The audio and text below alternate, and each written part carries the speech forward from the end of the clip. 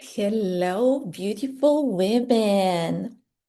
Um, so most of you often ask me, Sunny, how does a man actually fall in love?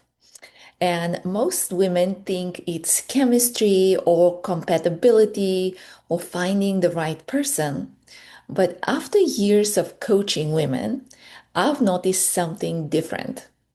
There are four parts of the feminine that awaken four different experiences in a man. The lover awakens his desire. The queen awakens his ambition. The mother awakens his loyalty. And the girl awakens his heart. So most women become very comfortable living from one or two of these four energies. But the women who create deeply fulfilling, long lasting relationships don't become one archetype. They learn how to move between all four.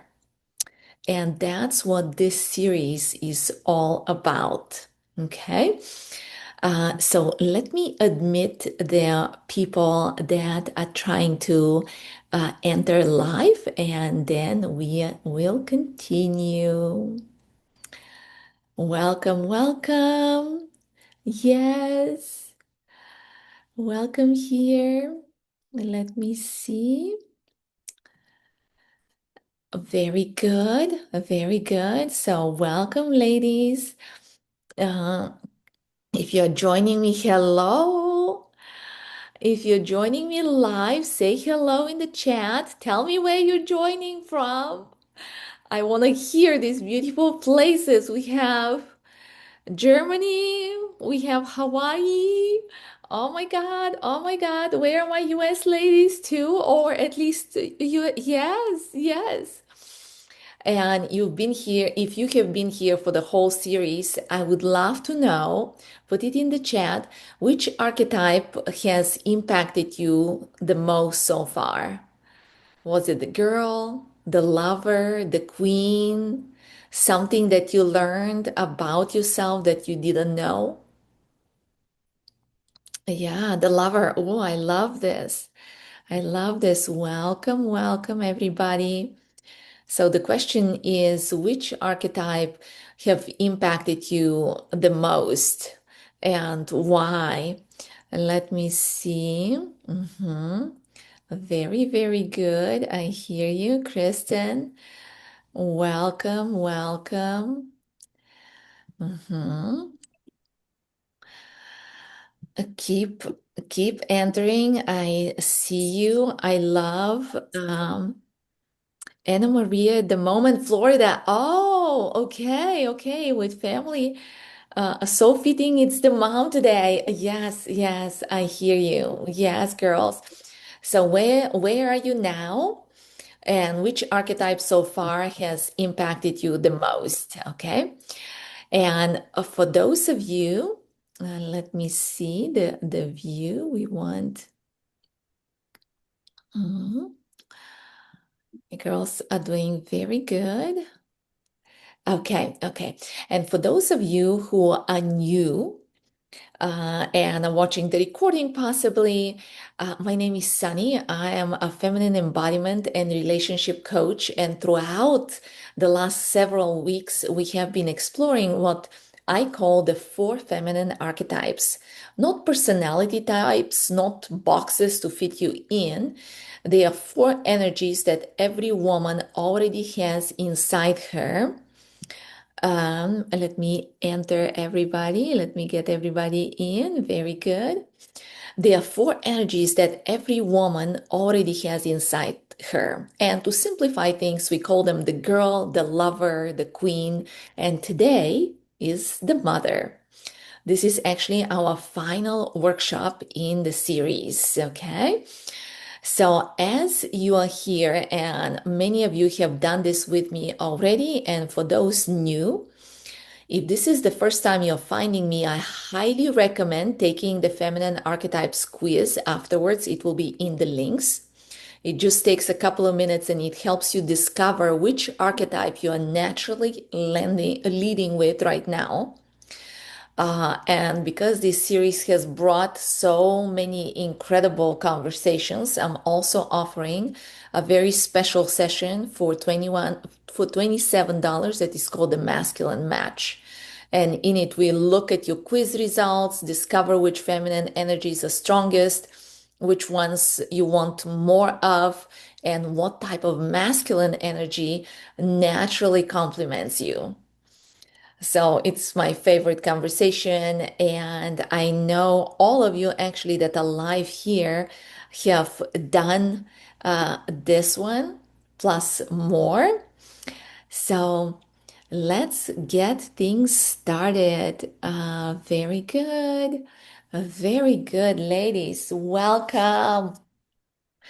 So the mother today, what what do you feel are the really positive qualities in us that are um, that we have about the mother archetype? Mhm. Very good. Welcome, welcome, Laura. I'm so excited you girls are here. We have some queens, some mothers, uh, some girls. Do we have a lover? Possibly, possibly. Hello, hello. So Kristen is saying that the mother's qualities are nurturing, empathetic, caring. Yeah, yeah. It is the qualities that if we are attracting a man, are the ones that um, create the loyalty and the desire of that man to stay, not only to be infatuated, but actually to choose to stay. This is where we create the feeling of home. And think about, of course, everything starts from us. So what can we do to just provide more of this nurturing quality to ourselves? Because we remember that in us there lives the inner child, the parent, and us as we are today. And it is very important to approach everything, especially how we are toward ourselves, from all three places. The inner child or the girl in us is all about just wanting, wanting and relentlessly never giving up. The parent, the mother in us, is the one who gives us permission, the one who says, yes, you can do this. Yes, you deserve this. Mhm. So notice with yourself, and of course, the us as we are now is the one that takes the action that says, okay, I want, I give myself permission, and I take steps toward this. Notice maybe in this framework where you are like, yes, I give myself, and maybe something is where you want to, oh, I can give myself permission, put it in the chat.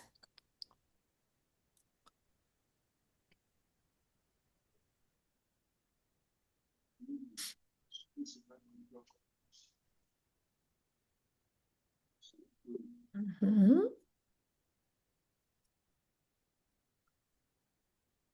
What is it there?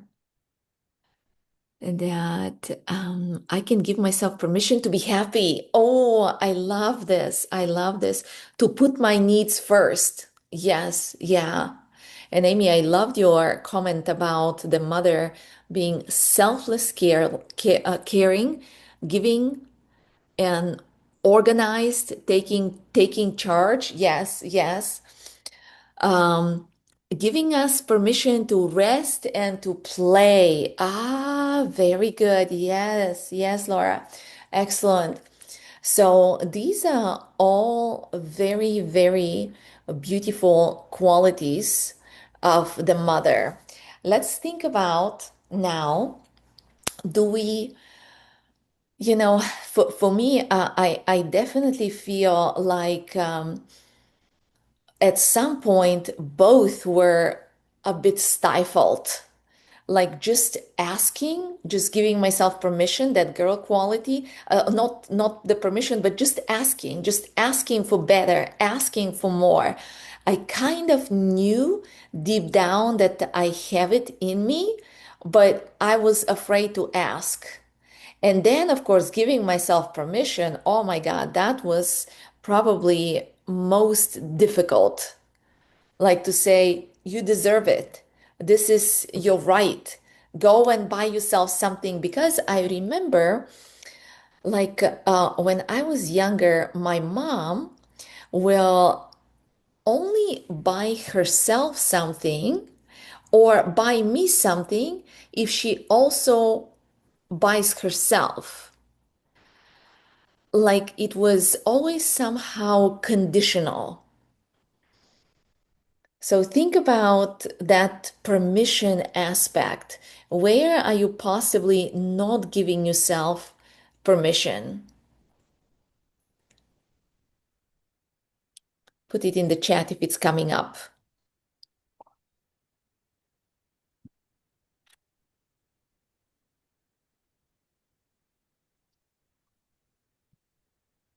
Where do we feel like we are not giving ourselves permission? And then we'll talk about actually our relationships.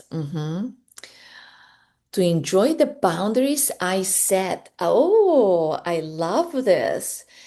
So this is touching on the queen who sets the boundaries, who actually say, hey, I do have boundaries, and here they are.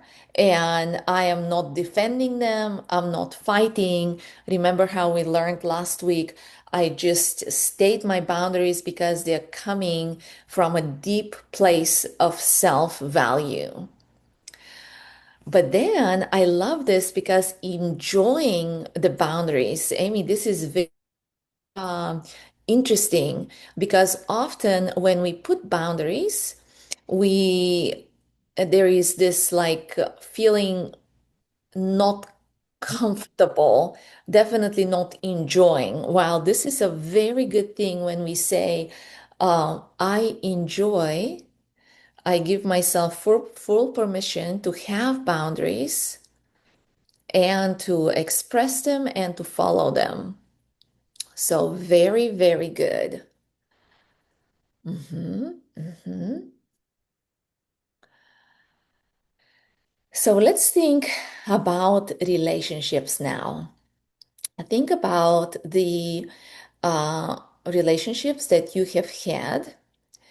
And I know with several of you, we have discussed in depth um, what happens when we maybe fall slightly too much, or not even slightly, into the mother archetype and in relationships where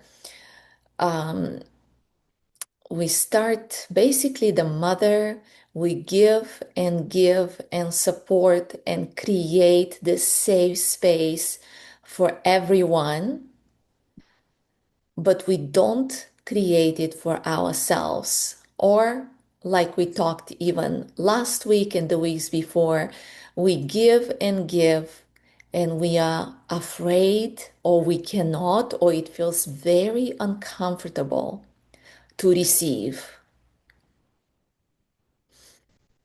And in this one, we'll unpack the relationships, but let's go a little deeper because we have discussed like Kristen, especially with you and how we are brought up.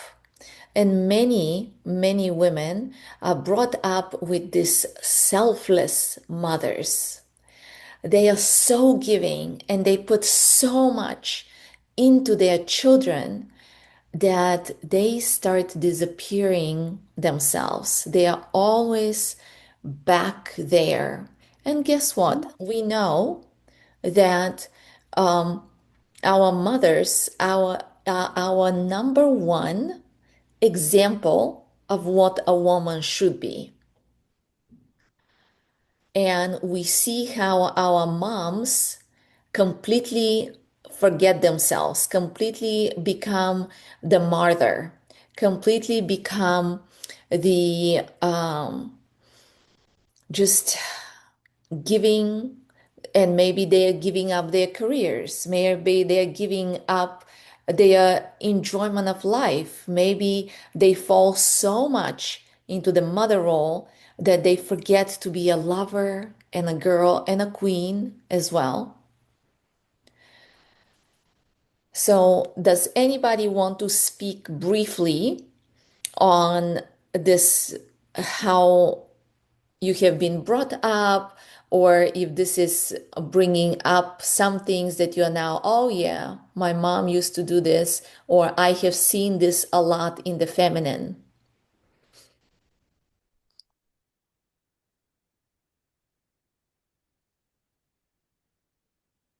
Yeah. Tell me if somebody wants to say a couple of words, or if you want to put some things in the chat if you are available to do. Hmm.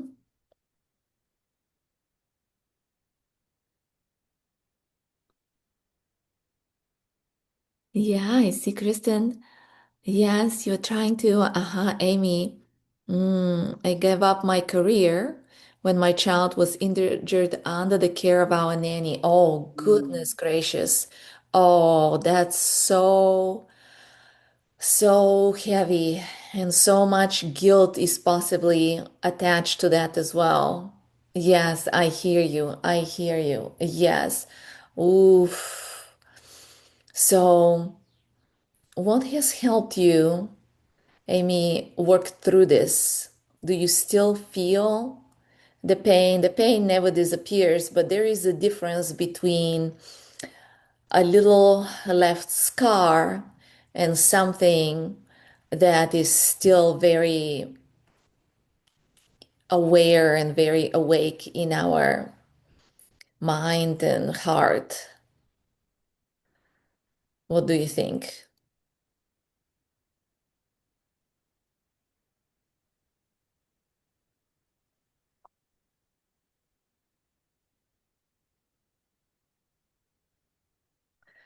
Never realized need to work through, just kept going. A lot of guilt now. So this is also very important thing. We something, and often things happen either in early childhood or earlier in our life, and we may be 20, 30, 50, 70, and unless we allow for the pain through guidance to come up and be healed, it stays there. And not only that it creates that heaviness in us, but it's also like a magnetic box in us. And when that's why when there is this like feeling of guilt, we unfortunately attract who we are and what we feel. So we attract similar experiences. That's why when, let's say, you grew up with a narcissistic parent, you very much fall into a narcissistic partner. So always, this is why we are doing this work, because it never, this will all stay. And if you believe in even karmic life and, you know, coming and multiple lives, we carry karma from even multiple generations back and lives. So that's why this is super, super important. Number one, to feel good now and to release the heaviness of this and not to attract further anymore. And like with some of you that we worked in coaching, when we heal ourselves, we heal the generations before us and after us. So just always remember that what we are doing here, it's not just like some fluff and aha, I intellectually understand this, but rather this is big stuff. And one of the most powerful practices I do are called family constellations, where it is like a sacred theater. It is speaking out what we haven't been able to speak. It is going in a more hypnotherapy style to just bring in those spots in us that need a little healing. And just know that nothing is wrong with you. Our pureness is there. It's just those little pieces that are waiting to be brought up and healed. Does that make sense? Mhm. Give me a thumbs up, yes, a little note. Yes, yes. How do we know about generational healing? That is, yeah, that is a very, very big part of what I do in the coaching is we learn. We learn through different practices. And this is one of the things that I've talked in my circles a lot when it like hit me. I was in Mama Gina's huge workshop in New York City, 1,000 women. And this is when she brought a mother and a daughter to the stage. It was such a incredible transformation and understanding that happened, Tanya, yes, when there was a daughter and a mother, and they just realized how two of them are both women. They can get out of their roles and create new ways of relating to one another. So, and in the coaching, we work not only with your mom, although she's number one, but also the grandmothers and 7 generations before. With Kristen, we did a beautiful, beautiful practice recently of not only releasing weight, but also they have a lot of gifts to give us. So just claiming those gifts and releasing what's not serving us. Mhm. Very, very good. And I want to just think because the women that love a lot take a lot on their shoulders. Um, they fall into the queen and the mother archetype, and it is often because in childhood something happens, like my queens, for example, they had to hustle from a very young age, either just taking care of the family or just taking care of their mom sometimes. And it's not like physically taking care of her, but more like carrying the emotional burden. So we learn to work hard, to be perfect, to take care of everyone around us.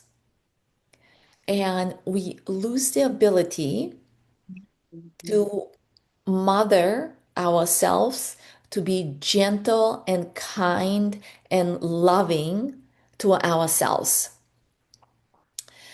And I want to just bring a little bit of attention to the mothers who have sons. And I know maybe there isn't, some of you do, some of you don't. Because often, there is this saying that no woman is good enough for my son.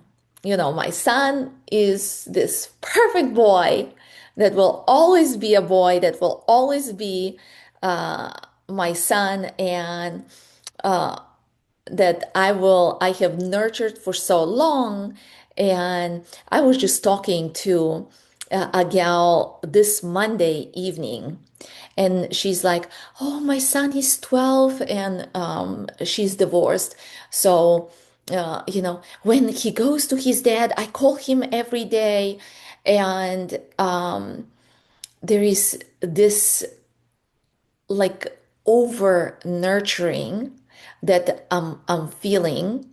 And it comes because a lot of the moms are over identifying with this mother role. And when you think about the kids, they really, really need their moms from very early age to about 7 years old. And from then on, we want to allow the children to start developing themselves. So when we have what happens, I want to ask you, like, we all want this masculine men, right? And we all want them, like, we know what is the healthy masculine men. And tell me, uh, and tell me if you think what kind of men, what kind of mothers do masculine men need to have? We'll go to the girls in a moment, but think about the sons and the masculine men that we grown women want to meet, to be our partners, to be our match, to be protectors, providers. Quel pays qui joue contre l'Angleterre? Ah, Masai. Hi. So maybe put it in the chat. Mm. Masai, maybe put it in the chat real quick. I don't know if you have kids. That's okay. That's okay. Um, and I'm asking everybody. Mhm. Would like them to have some sensitivity and show some vulnerability. Yes, yes, for sure. For sure. The healthy masculine wants to show sensitivity and vulnerability. So when they don't have that, they usually had a very queen type mother who was super responsible, doing everything for them, but didn't show much of the emotional love and nurturing. This is like when they are lacking that, when they are lacking that, they had more of a queen mother. Now, if they are very, like Amy said, we want them to be able to take care of their own needs. She's like, forget about being provider, protector for me. At least take care of yourself. Yes. So, which men wouldn't be able to take care of themselves?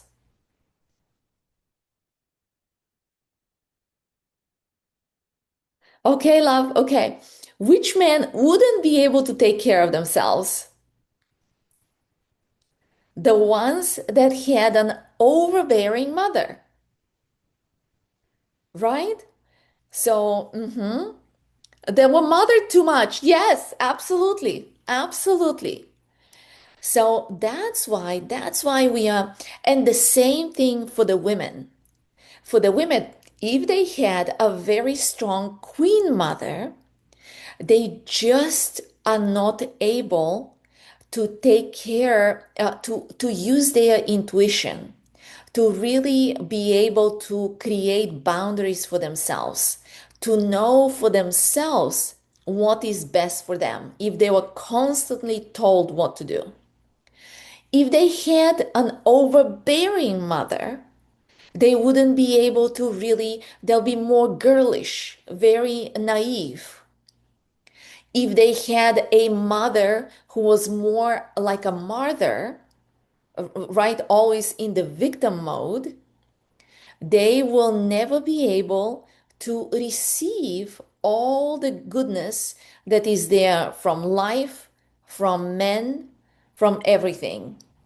So just realizing how incredibly important the mother archetype in us is, and especially when we are in the role of the mother as well, when we are mothering ourselves, but also toward children,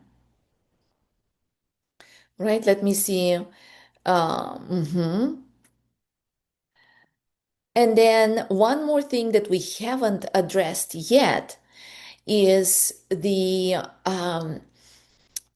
lover archetype. So oftentimes, very often, when the woman gets so much, kind of, I call it stuck in the mother archetype, she puts the lover on the side, or it almost disappears.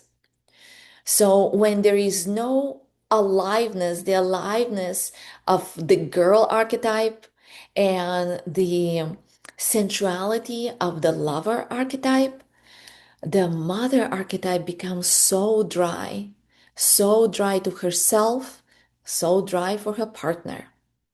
So the most often thing I see when a woman is married with children and she enters very much the mother archetype is eventually the husband. We are not blaming anybody. We are not saying this is right. But what often happens, and by the way, the partner is also responsible for all this dynamic. This is a double dynamic. But since the only person we can change is ourselves, that's why I focus what needs to change, what needs to heal on ourselves, right? So I want to do that, put that caveat in here, because like I was saying, when the woman becomes so much into the mother archetype, oftentimes the husband finds a lover outside of the home. I had several occasions like that with coaching with women. And what happens is all of a sudden they find out and they are extremely mad and just sad and feel the unfairness. And it's never fair and it's never good. But they are like, I gave my life to these children and to this man, and he goes and finds fun somewhere else when I am here, like bleeding out of love and responsibility and care, right? So we never want to be that. And then for those of you that are not married and are dating, how the overly mother archetype shows up is we either cannot attract a partner because they immediately put us into this safe friend zone where they will tell us all about their previous lovers and their heartaches and everything. And you're like, well, I like you, I'm here. But they don't see you as a woman they are attracted to, right? Um, so, or the other thing is you're in partnership already, no kids or anything, but The partner, the man, becomes your kid. The partner becomes where he just, has you provide such a safe and emotionally safe and every way safe space that he just receives and receives and receives, and again, you feel sucked dry. So, this is what we want to really learn about the mother archetype because when the healthy mother shows up, that knows that my cup needs to be filled first and overflowing, not just filled, it has to be overflowing. The thing that we know, put your mask first, then help others in the plane, right? So these are the things that we have to remember. Through society, through upbringing, we have been like coached, learned, conditioned is the word, to think that taking care of ourselves is selfish.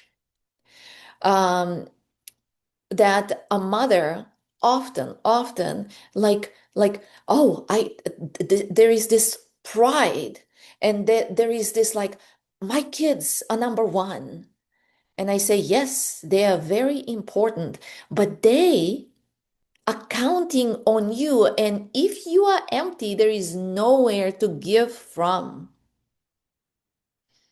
Sooner or later, somehow, this is going to show up. And coming back to, the relationships and what happens in marriages is often if the queen takes a lot on her shoulders and starts doing everything and starts commanding, and basically the man steps back, and, she's working her everything off, and he sits on the couch, eventually the queen is like, you know what? You are dead weight, and divorces him. This is so many queens cases. It's incredible. And but they do wonder, yes, so true. But they do wonder, why did the man never step up? So we discussed that in our last episode with the queen, how the queen needs to step back and develop that patience, develop that inspiration in order for the man to step up. The mother, on the other side, she gives and gives until she disappears. So, if anything, better be queen and kick him out than wait for him to find another lover and all this stuff. So, ladies, just being really real with you here because I have seen many cases, and my own was a different story. I was more into the naive girl, um, more of the victim with the narcissist relationship where I needed to develop my queen. I needed to develop being really nice and nurturing to myself like a mother. And I really, what saved me is the lover energy. That somewhere, especially often, but it can happen anytime. But what they call midlife crisis, I call it midlife awakening, is when in our usually 30s, 40s, somewhere there, the lover, if it has been stifled, just has to awaken. Unless you put yourself on antidepressants. That is also very much what I see. The woman just gives up and says, I'm just going to become a zombie. Put one foot in front of the other, and just not deal with anything. But if you don't do that, and the lover energy, the hormonal because women become like in their mid 30s to mid 40s. This is when often, just take this with a grain of salt. It can be any time, but generally speaking here, where the sexual energy just expands, this is when you cannot put up with things anymore and just you find a way to create a brand new life for yourself. So I want in the last 5, 6 minutes or so to just either you girls ask me some questions, those that are live here, or comment something that made most impact for you. You can unmute yourself and just speak up so I can answer anything that is coming up for you.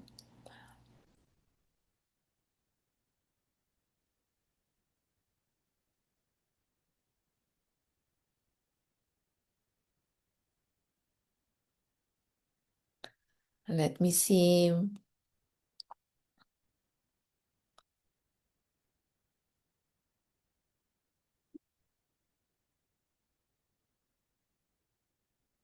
Very good. Participants, who are my participants?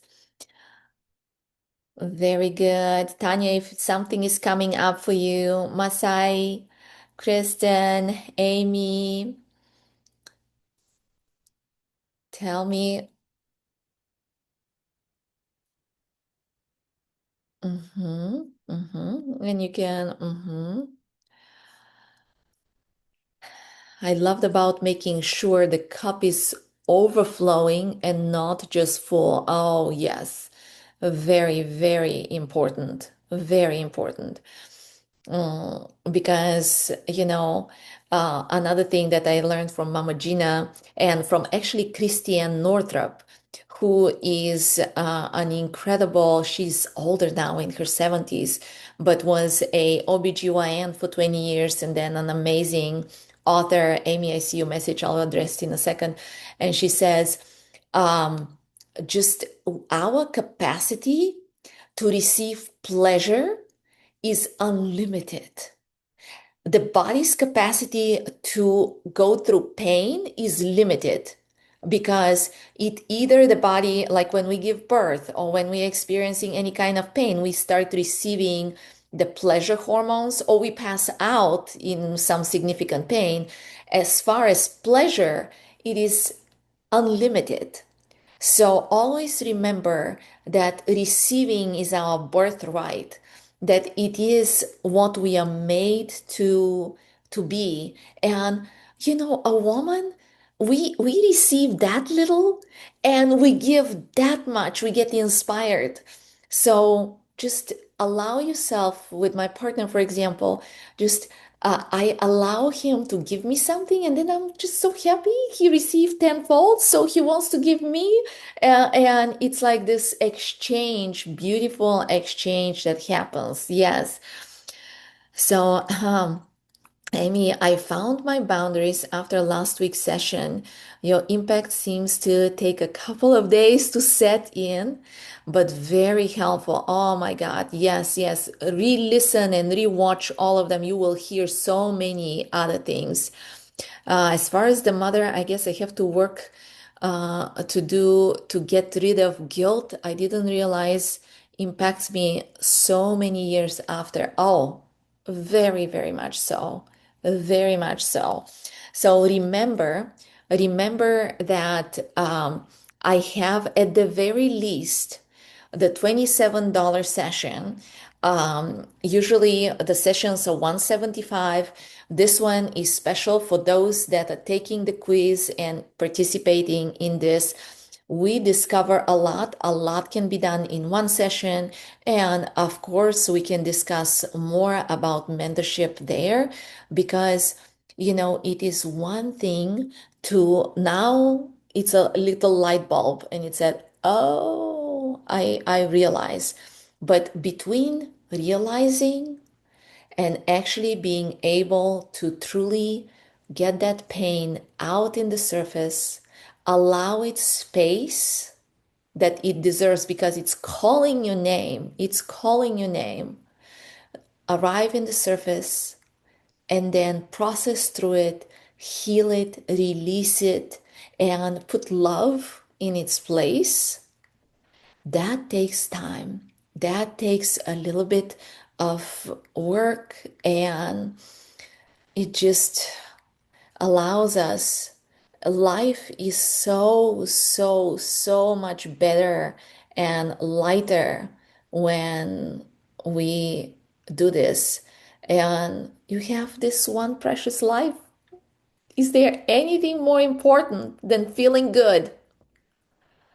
Yeah, yeah, yeah. So reach out to me. Let me hear any other last things.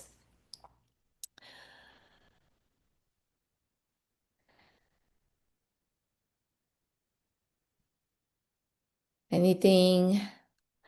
Kristen, I call on you. You're my star child there. Uh, yes, yes. If you want to unmute and say a couple of things. Oh, yeah. So, what came up for me while thinking about kind of the mentorship that I'm going through and this kind of, recognizing what needs to be healed and then do the healing.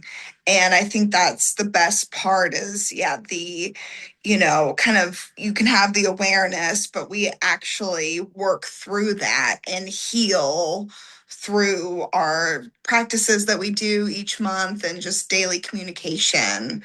And I really feel all of that, you know, pain and things that I've held on to move through my body. And now Mhm. can live my life, without all of that heaviness.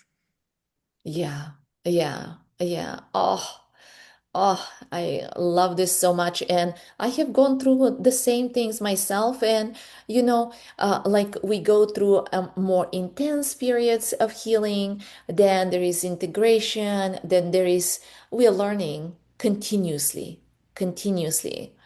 So it's never like, oh, a checkbox, I healed or I reached this or I have done that and that's it, no more. It's just a different stage. We are meant to continuously be in this growth. But what I love is like I can be a masterpiece and a work in progress at the same time. And it's not I can be, I am. Write this down, Amy. Absolutely. I am just perfect as I am, a masterpiece as I am, and a work in progress at the same time. This is the truth. Mhm. Thank you, ladies. This has been incredible. Thank you so much for your active participation, especially those that were live with me.